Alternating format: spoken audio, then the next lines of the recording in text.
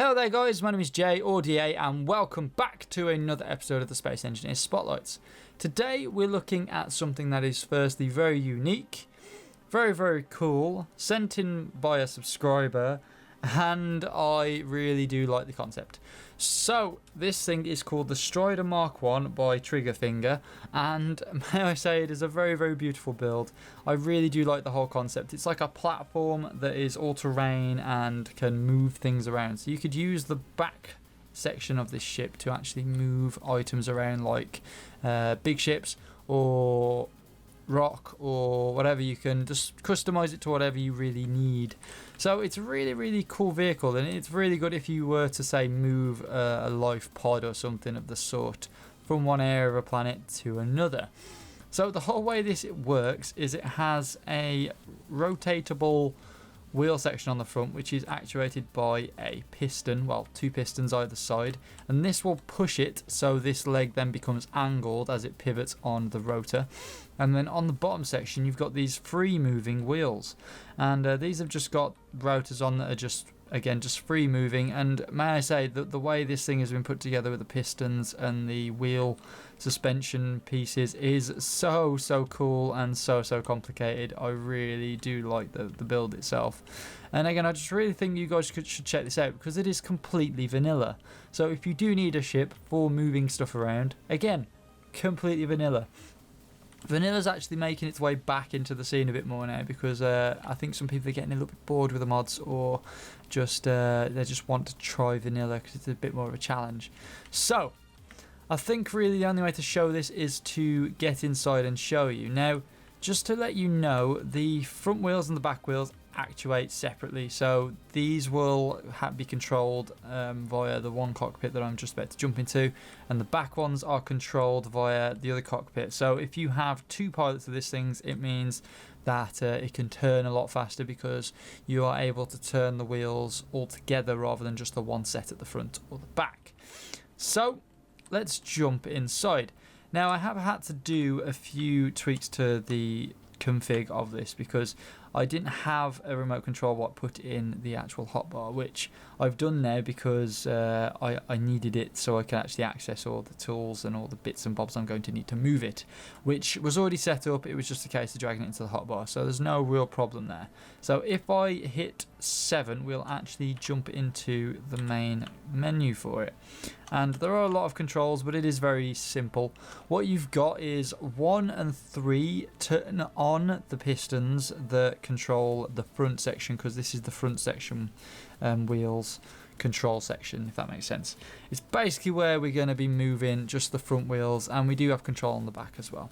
So 2 and 4 will actually actuate the front and the back pistons and allow you to manipulate them and stop them and start them, so you can get really quite obscure heights on this ship, so you can actually get over really big sort of gaps or really big, like really edged ridges and stuff like that. It's a really cool idea, I think.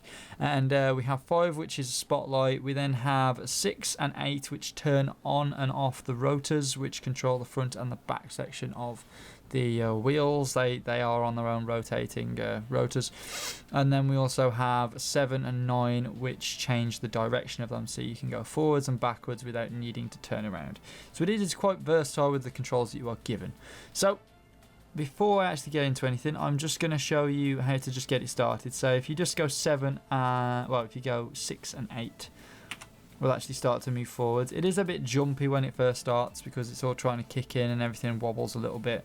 But we're going to go down and then up, so we should build up a little bit of speed. But we do actually slide somewhat, and if we actually hit A and D, we can turn the front wheels, which is really cool. So we can actually manipulate the whole front section of the wheels to look at getting up this hill. Now this does look quite steep, if I'm honest, so we'll have to see how it deals with it. If it doesn't, we'll have to try one of our tricks in the book.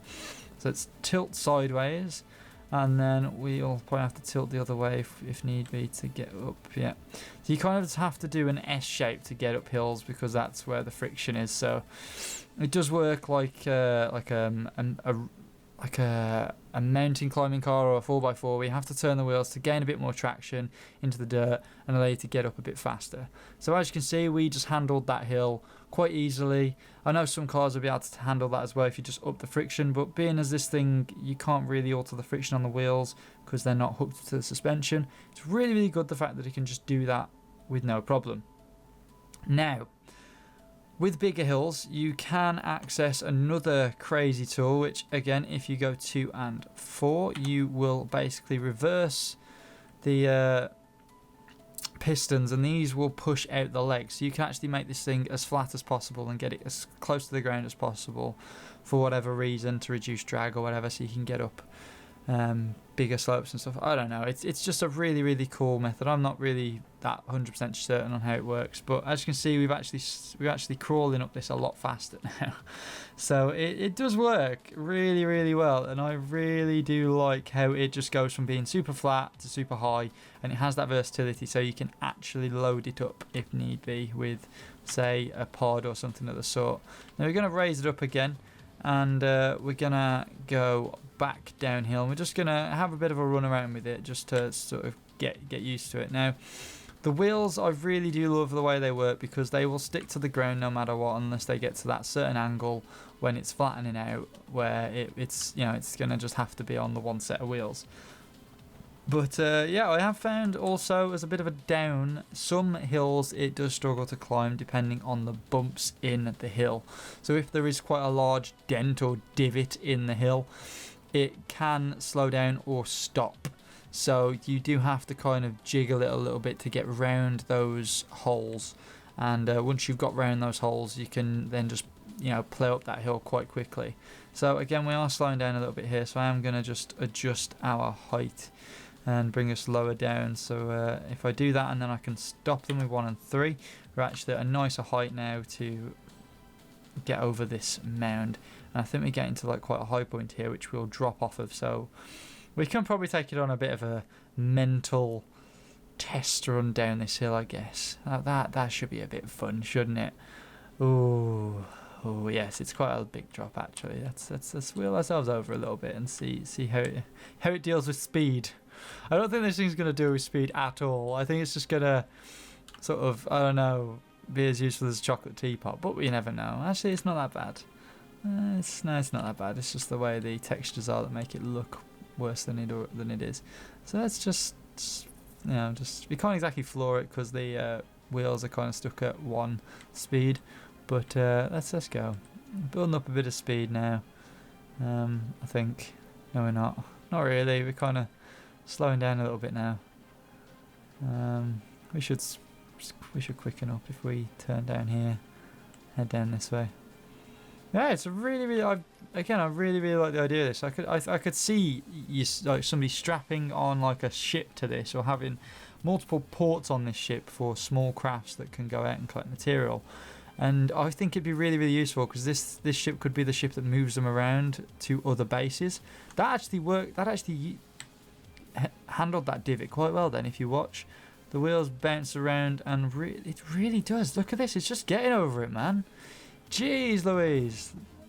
Something bashed a little bit then, but I don't think it broke. No, it's completely fine. Damn, son, this ship is crazy. I have a lot of respect for people who can build stuff like this, because this does take a lot of time. And again, I'm nowhere near this masterful with pistons and rotors. Jesus. Alright, is this a bigger hill? We can just leave it actually to roll on its own. And yeah, so I think it should handle this quite well. I think it's not really that bad of a gradient, to be honest. It's just a bit of a big drop and then flattens off. Yeah. Let's just watch it in action as it gets, because there are a few bumps here as well. So watch this. Watch the wheels. So the one wheel actually is able to get into the divot and lock itself in place while bouncing over them, and then the other one is able to again cater for that. So it. No, it's fine. Look at that. Oh my god. I think this is kind of like a perfect system, to be honest. I don't really think there's a lot wrong with it. I think it just needs to look a lot nicer, or maybe have a smaller system setup. But I don't think that's available. Either that, or make it bigger so you can actually have like a large ship version that is like literally a world mover that can just move like a giant carrier or something. That'd be pretty damn badass. But this is dropping onto a bit of a bigger incline now, so we are gonna build up a bit more speed than we used to, and then we're moving into sort of the minefield. My god. We can actually walk with it, it's going that quickly. Here we go, let's walk with it. So the wheels really, I mean, are these just on one set of rotors and there's nothing in the middle? There's nothing in the middle, so they're actually on their own separate, so they're just rotating on that one piston. Or one rotor, sorry. So that's not too bad at all. As you've already found, there's an autopilot. I can just set it and jump out, which is quite nice. So I think that's really all I can show you. I mean, I think I've given it a good look around and a good look-see. I mean, other than that, there's nothing really else to it. It's just a really good concept of a land mover, and it works. So hopefully you guys have been intrigued by this as much as I have, because I love seeing stuff like this. It really is nice, like having like the shipbuilders and stuff like that, and this, and you know what I mean. It's just really nice to see something that really does work well in Space Engineers among its bugginess. So yeah, if you guys have enjoyed this build, don't be afraid to go like, favorite, and of course subscribe to the channel. If you like this build, go and check it out on the workshop, and I will see you guys later. Peace.